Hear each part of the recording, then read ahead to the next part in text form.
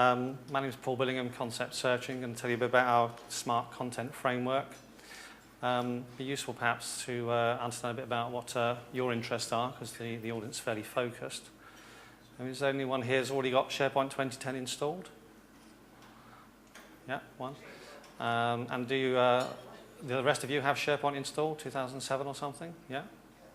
And is there sort of challenges around finding the right documents as one of the sort of issues of finding information? Yeah, okay, good to hear. What I'll do then is I'll start running through my presentation, but if you've got any questions, then just please interrupt me. I'll be glad to answer those as we go.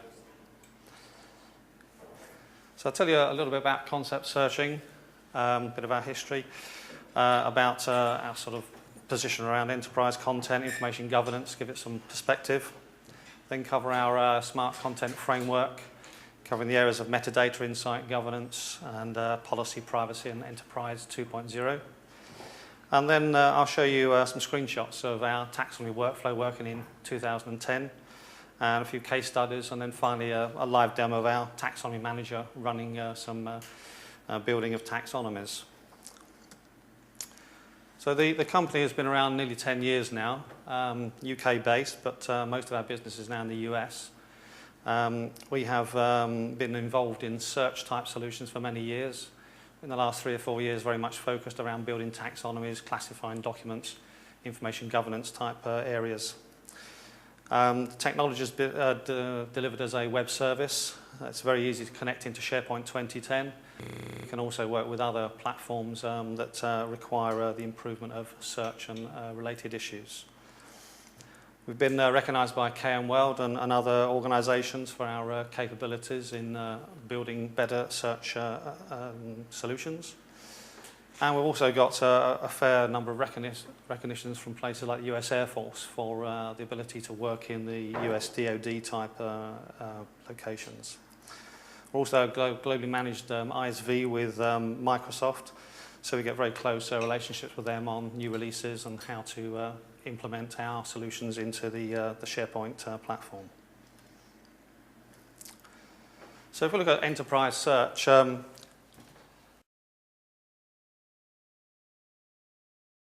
like invoices, loans, very easy to actually identify what they're about and be able to manage those. You know, you can find an invoice through something like the invoice number, the name of the company, and the date and value.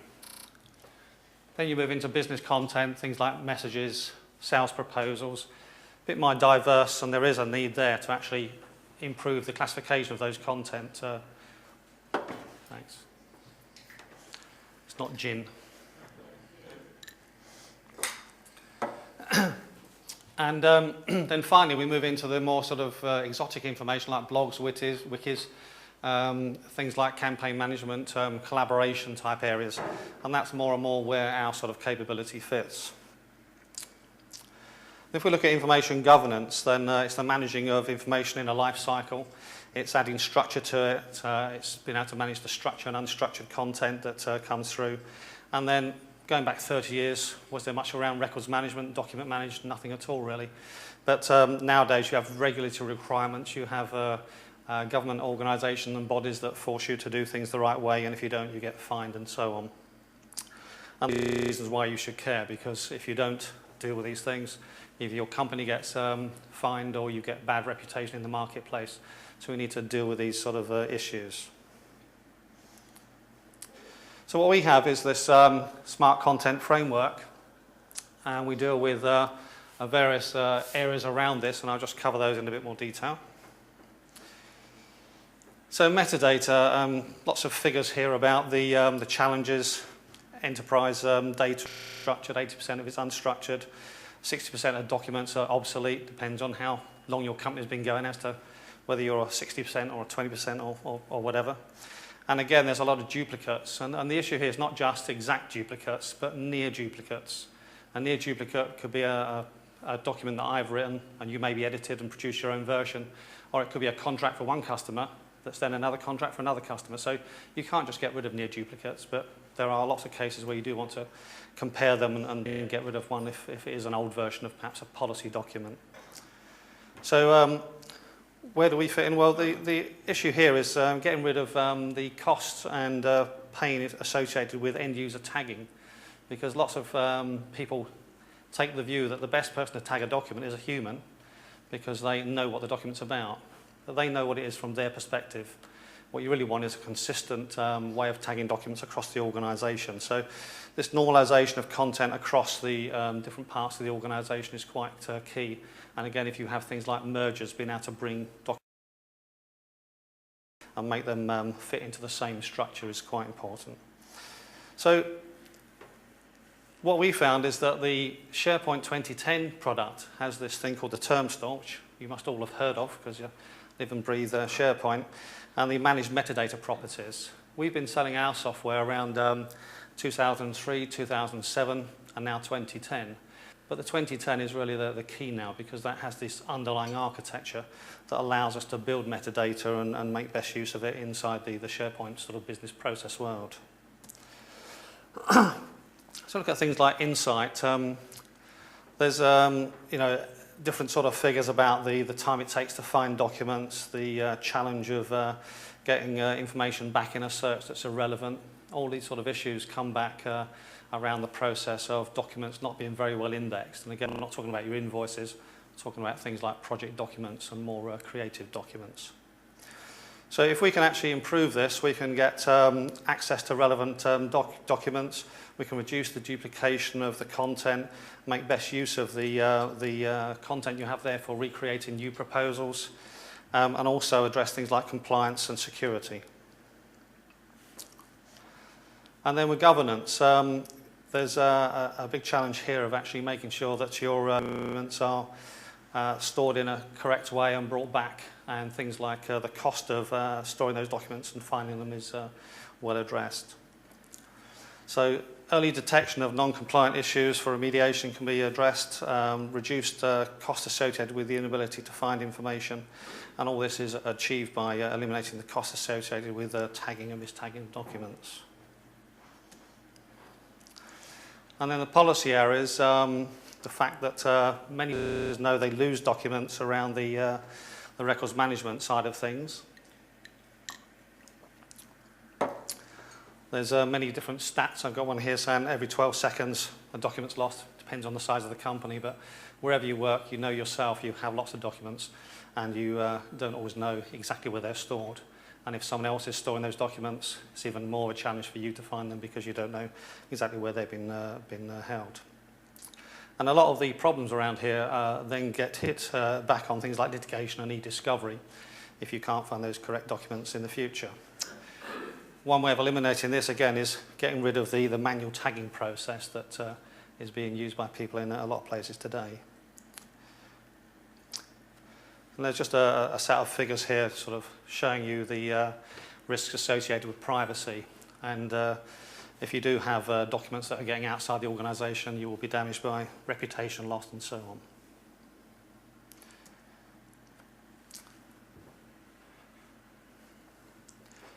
Again, the challenges that are shown here are a variety of figures from different organisations telling you the sort of pain points that can occur from not managing documents from a privacy perspective, from the costs to the investigation, the forensic sort of issues that come up. We know in the UK there's organisations that are monitoring UK councils, and if they're not up to standard, they issue with a fine which they have to pay.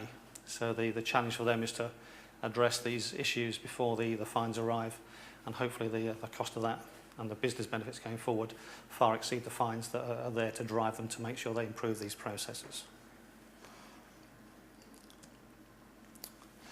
And if we look at enterprise, years ago it used to be we just store documents on file shares, and sometime in the future you might want to find them.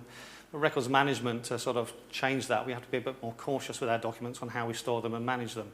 So there are more processes in place now, but the other side of it is that we're being more creative. There are situations where perhaps your company is collaborating with another company and perhaps some consultants to come up with a way of doing something. And that sort of Enterprise 2.0 process has this very broad, creative value. But those documents are only of value to you if you can go and access them in the future. The challenge there is that some of those documents are sensitive. It may be a military project of some sort, or some other personal information is in there. So you can't just go and retrieve these documents as part of future knowledge management, learn from your mistakes or your good approaches to doing projects. You have to determine if those documents are sensitive first or not before you release them. So again, Enterprise 2 has given this collaboration free-for-all. We need to make sure that as a knowledge management repository, we're able to pull out the sensitive documents before allowing the rest of the organisation to access those documents.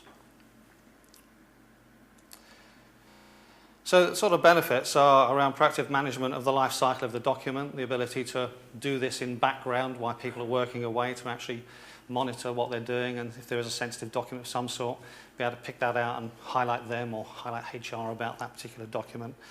The automatic policy enforcement of records management and compliance of data, and again, reducing the risk of receiving fines or reputation management from failing to be diligent. And so, though we are a technology company, SharePoint is all about technology, we say that technology is the facilitator, it's not the solution. But let's move forward and see how we can actually improve things in this area.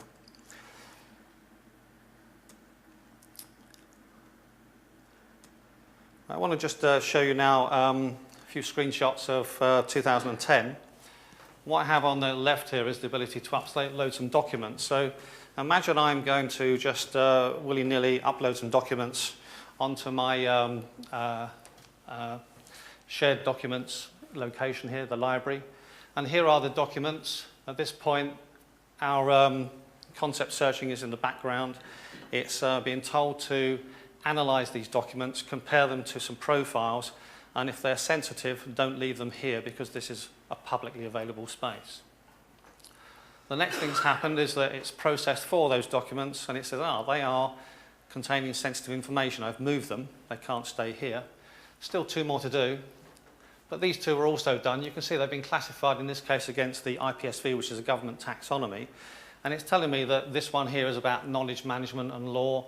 This one's about farming and ecology and so on. So that's been done automatically by our engine.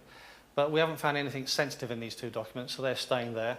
These other 2 pending are still about to be processed. So next stage is they've been processed.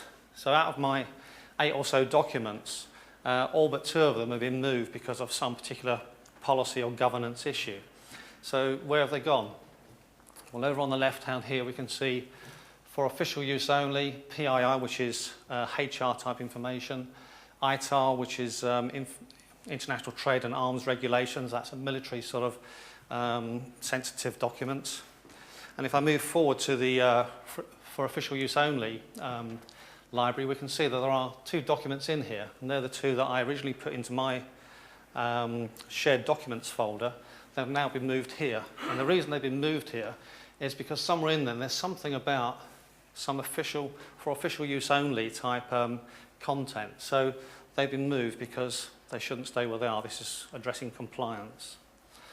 If we move on to the PIR, which I say is the sort of HR type documents, it's found that this one's got some home address information, the other one's got some bits and pieces. Again, they've been moved here, and part of this process could be to actually fire off a workflow to say to HR, hey, look at this document, it was in someone's shared location, can you address what's wrong with that and perhaps talk to the person who put it in the wrong place and educate them about what they should do in future. Then finally, ITAR. It may be that I was working on a military project in the past and I found a document that I've worked on in the past that I want to reuse for another new project. But this is a non-sensitive project. It's a more public-facing one. I've taken these sensitive documents to bring across. This has again trapped them and said, hey, you can't just use those 2 documents. They've got sensitive ITAR information.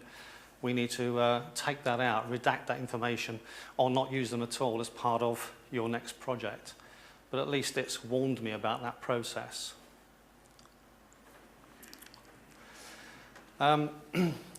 This is called our taxonomy workflow component.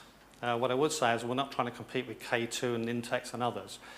The bit of the workflow we're involved in is the start process.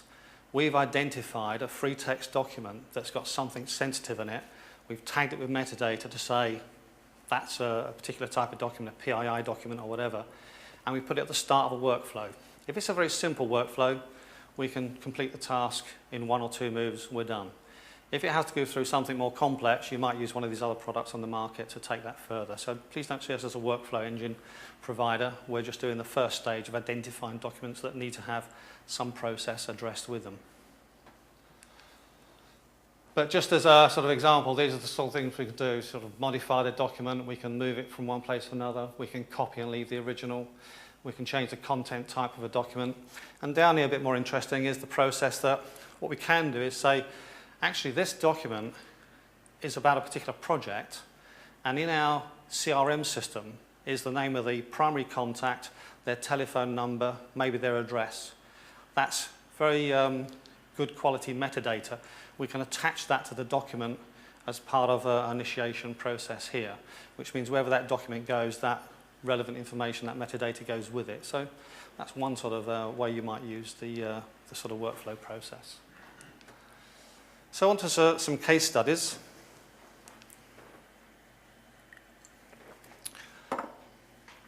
In the US Air Force, we was used to improve some of their projects. In their case, the projects are military operations, so they call that in theatre, is their description. But anyway, the problem they have is, like lessons learned, in their case, lessons learned doesn't mean the IT project gets better next time. It means less lives are lost, or injuries or damage to buildings, etc.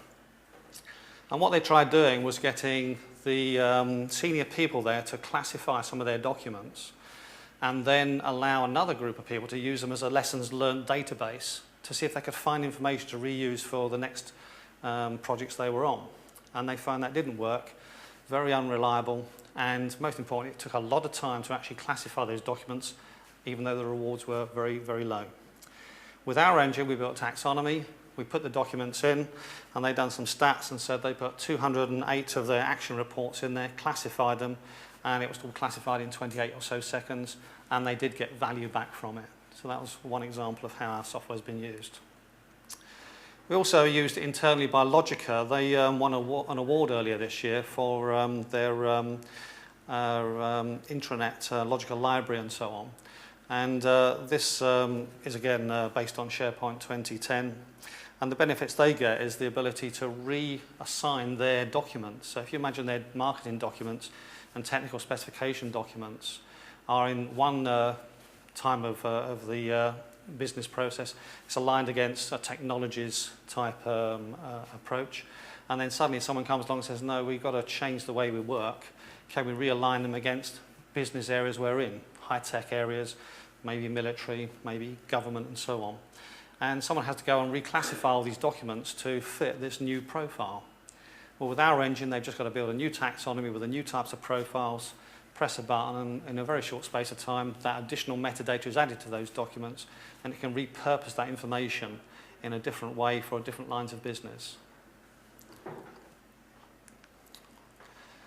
We have a system in a healthcare organisation, and the challenge they have is they're monitoring all around the UK things like MRSA and bed shortages and so on.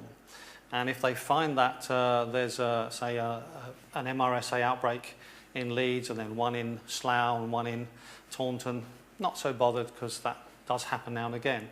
If they suddenly got, say, 10 reports all in Bristol, then obviously something's going wrong in Bristol. And what they can do here is have this system flag up and say, hey, we've got these MRSA outbreaks all in one area. That's a peak. Get someone to actually go and look into this problem and address it. And again, they have a number of goals.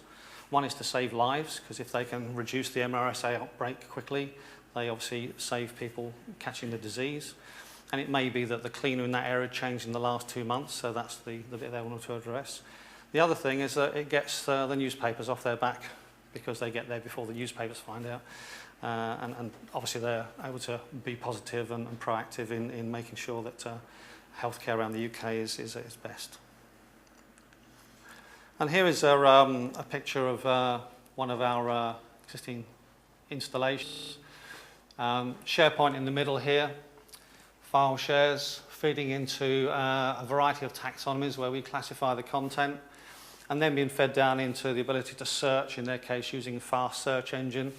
But as you can see across all the screen here, they're addressing migration, data privacy, records management, improving search, and also preparation for e-discovery in case someone comes along and asks them some pedantic questions about a particular past activity of theirs. And for those interested in integration with FAST, we have a FAST pipeline interface. I won't run down all these details, but if you want to copy the slides, we can provide that. But the real essence of this is that somewhere through the FAST processing pipeline, if you need to classify content against a variety of taxonomies, then we can plug in there and allow that to happen, and that can reduce improve the reliability of FAST's ability to understand the content that it's serving up to the users, and therefore give more relevant documents in the search hit list. So back to benefits. So we covered these a bit earlier on, but the key thing here is being able to build taxonomies, classify documents, and reduce things like corporate risk, fines, sanctions, and so on. What I'm now going to do is show you our taxonomy manager. So I'm just going to switch out of PowerPoint and bring that up.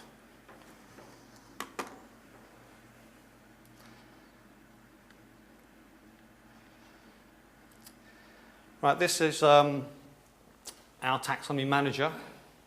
We've got one taxonomy over the side here, and I can drop down and get others that we can use. This one is actually a government standard one, but I would say most organisations end up building their own taxonomy. They might go and get something as a kick-off to start things off, but in most cases they build them themselves. So what I'm going to just show you is how we actually make documents classify against nodes on this taxonomy. And because I've been speaking for a while, my PC hard drive's dropped off a bit. It takes a few seconds to come alive. What you can see on the screen now is some clues. And if enough of these clues appear in a document, it's tagged as being about the topic over here. Looking down this list, the sort of clues I've got is there's an acronym called GEMMA.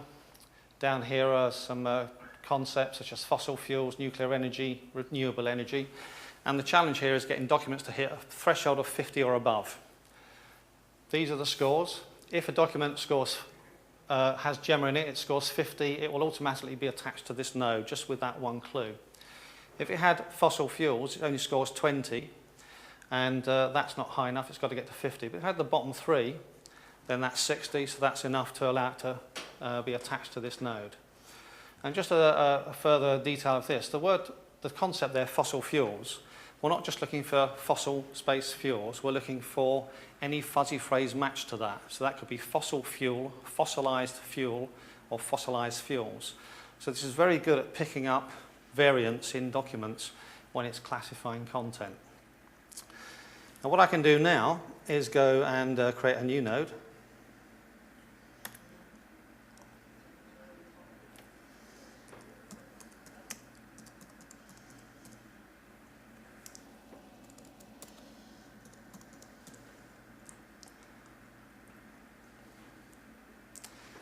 So my new node is up there, it's called coal mining, and it's now going to match documents that match this two-word concept, and if they contain coal mining, they score 50, they'll be classified about the topic, which makes a lot of sense.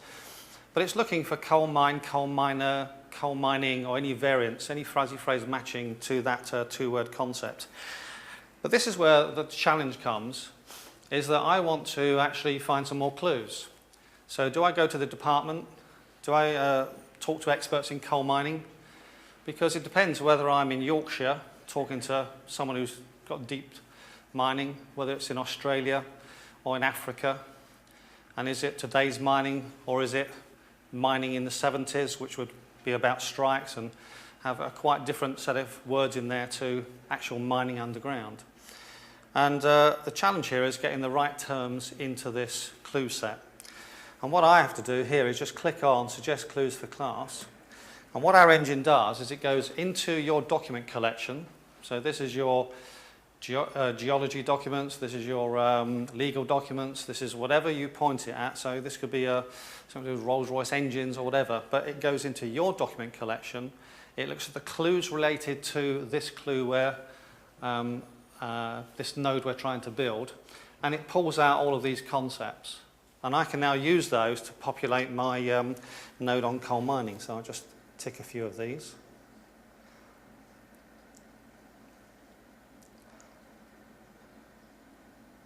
And I've got one here called Subsidence Advisor. So let me just click on there.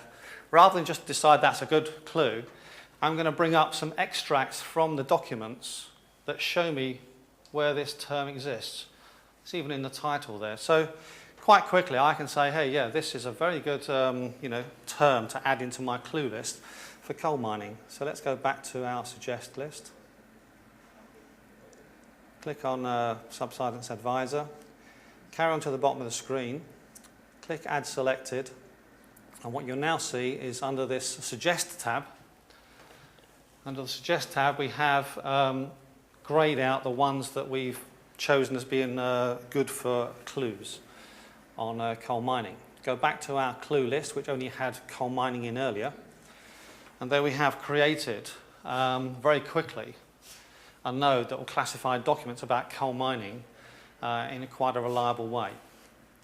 There's a lot more to this. I'm not going to go into great detail here, but you can tell it whether this is a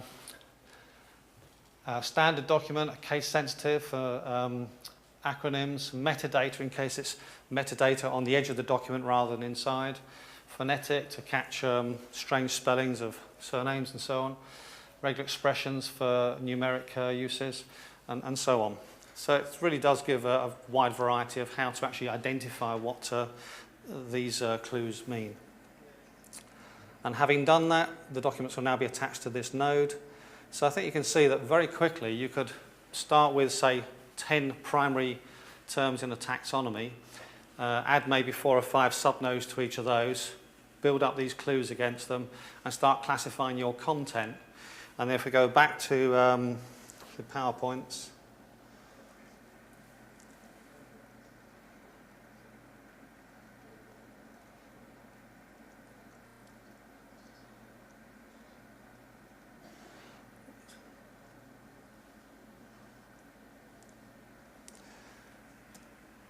so I think, again, just going back to where I was earlier on, you can see how easy it is to build up these profiles so that when I'm using my document set or the company's documents that I seem to have access to, it will make sure that the right documents are moved to the right places from a compliance policy sort of process.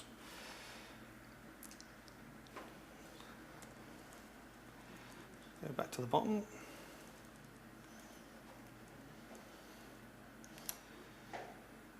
Okay, so that's the end of my presentation. Be pleased to answer any questions if you have any.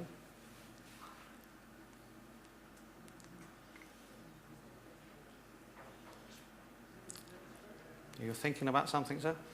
I was just thinking, it's quite obviously the size of organisation, but I'd like to identify actually how to classify the documents. Obviously, you've got that search function where it will tell you the possible ones you use. I mean, how long do you think it would take in a, like say, 1,000 person organisation to open in? Yeah, that's very true, and we do sometimes get people say, well, this will take a long time to do. I'd turn around and say, okay, if you've got a few thousand staff in an organisation, then you've got a bit of chaos going in the background. And if you remember that screenshot I showed you where we was taking documents out and moving them around, are you happy that that's happening? Probably not. But are you turning a blind eye to it? So at least if you can build a taxonomy that goes with the core issues of saying, well, we know that Project Phoenix is sensitive. That's a good start point. Make sure Project Phoenix documents don't go outside the organisation, don't get outside of a certain group of people. Very quick to actually build that core sort of starting point. And it comes back to the old sort of 80-20 rule, doesn't it? Let's at least do 20% of the work and get 80% of the value, and then move on from there. And how far you go depends on when you start losing value against the effort of doing it. But even just a sort of very high-level taxonomies that are able to monitor and send documents to the right places, give you some comfort that you're not breaching some compliance rules or other internal PII type rules that you need to address. And on top of all that, you're also just improving generic search. If you imagine you do a search for the term sweetener, what you get back is documents that contain the word sweetener. That's where it stops.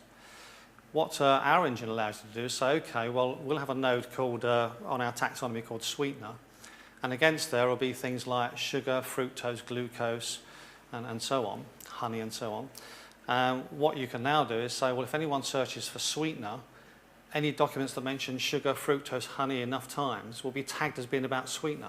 They'll be very high up on their search list, so the search experience is massively improved. And that example is a very simple one. I'm sure you'd appreciate that if we were talking about something like hot jet exhaust fumes. It'd be something quite different. If you're working for Ford, it's to do with cars. If you're talking about Rolls-Royce, you're talking about the emissions from a jet engine, and perhaps the issues of it turning around at the end of an airport runway where it's going to burn all the cars if they're not far enough back. So there's policy documents to do with that. Very diverse, but to improve the general search, that comes out of this whole process as well.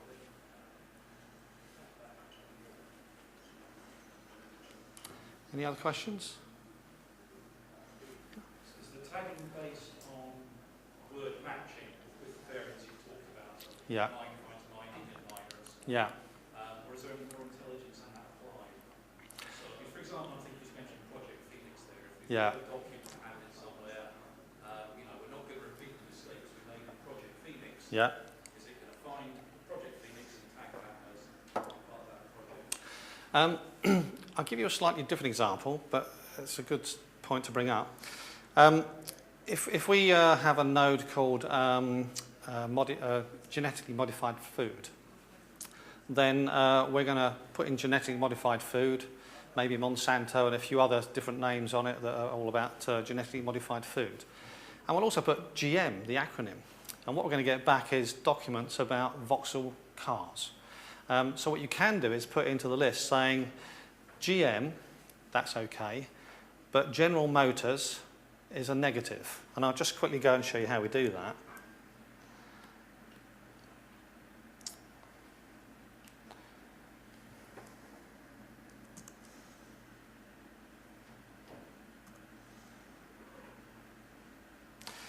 And you can see it down in red here. So what it's saying, if a document mentions GM, give it a negative value.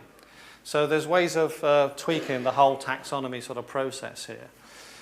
So as you said, if a document says we're not going to do what we've done in the Phoenix project, that's probably not something you should put in there, but anyway. But if you did put that in there, or it just happened to be a similar name, then it may be that you say, well, if it mentions it once, we want someone to check this and say that's not about Project Phoenix, and you can manually tag it to say that's clear and it's usable.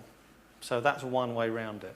But it's a good point, but I think the thing to say is no classification is 100% perfect. But imagine this, suppose someone says, okay, there's been a data breach, we're all worried about sensitive documents getting into the wrong part of the organisation or even outside, even worse.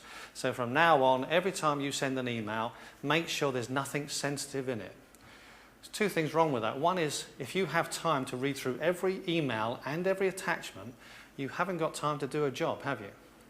Secondly, how do you know what is sensitive in your organisation? Because half of it you're not even privy to. So it has to be done at a higher level. And it has to be done by, effectively, the sleeping policeman sitting in the background. And going back to the PowerPoint screens.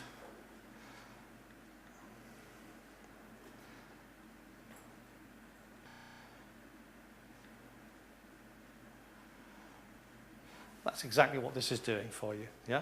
It's sitting in background and saying someone at a higher level knows what's sensitive, what's not, what's a policy document. Hey, this one mentions asbestos, names of schools, building work. That's got to be kept for 30 years in records management, not just 2 years, whatever it happens to be. So there is work to be done at that level, but for medium to large size companies, there's a lot of value and comfort in doing this. And also improvement in knowledge management, just the fact that you can find documents that someone's written about a project or a topic you're interested in, but because they use different words to what you've used, you never see those documents. Or because they're secure documents, you never get to hear about them. But there may be some documents in there that can be released, and this allows you to do some sort of release of the less sensitive documents in the organisation. Just one more question. Yeah. About infrastructure, would it work on, let's say, the indexing server of SharePoint, or would you have to invest extra infrastructure? We started doing this a long time back when SharePoint was just sort of coming along. So we've been involved in providing solutions that don't have any SharePoint involvement at all. Our product has a full API suite, so you can connect it to non-SharePoint sources, file shares, you can spider websites, you can connect it to a variety of document management systems like Hummingbird and so on. So all those sort of areas we can actually address. What we do find is that because SharePoint 2010 has this enterprise metadata manager, there's a perfect marriage, and we're very committed to that link. So SharePoint 2010 is our prime market, but most customers have something else, if not 5 or 6 other things they want to search across, and we can address that as well.